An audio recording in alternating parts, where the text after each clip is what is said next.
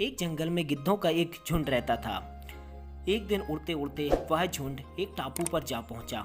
जो टापू समुद्र के बीचों बीच था। वहाँ ढेर सारी मछलियाँ, मेंढक व समुद्री जीव थे, इसलिए गिद्धों को वहाँ खाने की कोई कमी नहीं थी। और सबसे अच्छी बात यह थी कि वहाँ गिद्धों का शिकार करने वाला कोई जंगली जानवर नहीं था। गिद्ध वहाँ बहुत खुश थे। इतने आराम का जीवन उन्होंने पहली मर्तबा देखा था। उस झुंड में ज़्यादातर गिद्ध जवान थे और वो सोचने लगे कि अब जिंदगी भर हम इसी टापू पर रहेंगे, यहाँ से कहीं नहीं जाएंगे, क्योंकि इतना आरामदायक जीवन और कहीं नहीं मिलेगा। लेकिन उन सब के बीच एक बूढ़ा गिद्ध रहता था।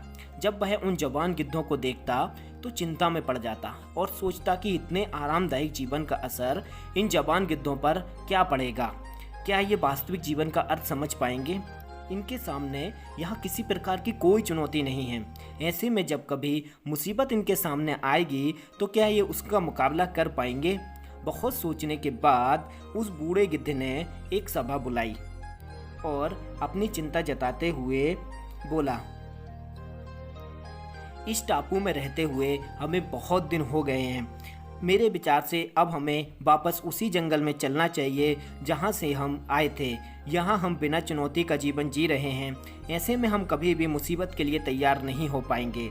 युवा गिद्ध ने उनकी बात सुनकर भी अनसुनी कर दी। उन्हें लगा कि बढ़ती उम्र के साथ ये बूढ़ा गिद्ध भी पागल हो गया है, इसलिए ये बेकार की बातें कर रहा है। उन्होंने टापू के आराम की ज़िंदगी छोड़कर जाने से मना कर दिया। उस बूढ़े गिद्ध ने समझाने की बहुत कोशिश की कि आराम की ज़िंदगी के कारण तुम लोग उड़ना तक भूल गए हो। ऐसे में अगर मुसीबत आई तो क्या करोगे? मेरी बात मानो, मेरे साथ चलो। लेकिन किसी ने उस बूढ़े गिद्ध की बात नहीं मानी। बूढ़ा गिद्ध परेशान होकर अकेले ही वहाँ से चला गया। कुछ महीने बीत गए।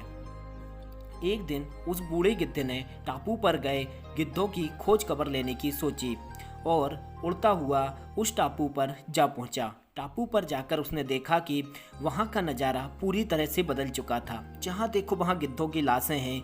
कई गिद्ध लहूलुहान होकर घायल पड़े हैं। हैरान बूढ़े गिद्ध ने घायल गिद्ध से पूछा, यह कैसे हुआ? तुम लोगों की यह हालत कैसे हो गई?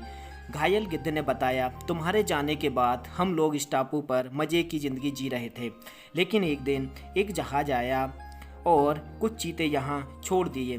शुरू में तो उन चीतों ने हमें कुछ नहीं किया, लेकिन जैसे ही उन्हें आभास हुआ कि हम उड़ना भूल चुके हैं और पंजे नाखून भी हमारे कमज़ोर पड़ गए हैं और अब हम हमला भी नहीं कर सकते, तो उन्होंने हमें मार कर खाना शुरू कर दिया। उनके कारण ही हमारा यह हाल हुआ है। शायद आपकी बात ना मानने का यह फल हमें मिला है। तो दोस्तों, इस कहानी से 3 सीखें हमको मिलती हैं। पहली कि अक्सर कंफर्ट जोन में जाने के बाद बाहर आ पाना बहुत मुश्किल होता है। ऐसे में चुनौती आने पर उसका सामना कर पाना आसान नहीं होता। इसलिए कभी भी कंफर्ट जोन में जाकर बहुत ज़्यादा खुश होने की ज़रूरत नहीं है।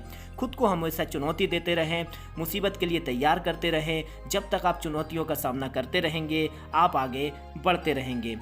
फैक्ट नंबर 2, कभी भी अपनों से बड़ों द्वारा दी गई राय को इतना भी इग्नोर मत कीजिए कि बाद में युवा गिद्धों की तरह आपको भी पछताने के अलावा कुछ और हाथ ना लगे। तीसरा, कभी भी अपनी कमियां अपने दुश्मनों को पता ना चलने दें, नहीं तो चीते की तरह वह भी आपको पूरी तरह से नष्ट कर देगा।